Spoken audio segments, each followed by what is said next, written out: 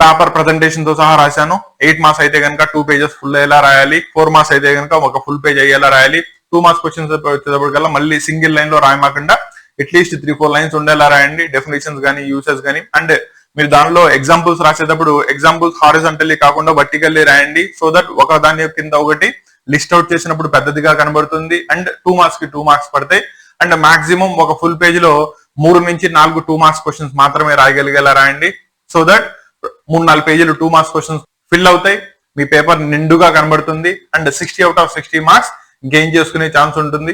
రెండోది botany and zoology వాళ్ళకి diagrams, వాటికి లేబులింగ్ చేయడం, వాటి యొక్క ఫంక్షన్స్ గుర్తు పెట్టుకోవడం కంపల్సరీ. రేపు నీట్ పాయింట్ ఆఫ్ వ్యూ లో తీసుకున్నా కూడా.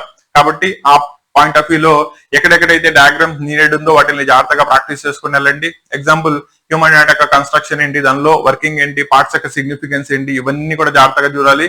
ప్లాంట్ దానిలోకి వచ్చేటప్పటికల్లా స్టొమాటో, గాడ్ సెల్స్ అండ్ వీటిని జాగ్రత్తగా చూసుకుని వెళ్ళండి. ప్రాపర్లీ రిప్రజెంట్ చేయండి. మంచి మార్క్స్ ని గెయిన్ చేసుకోవచ్చు.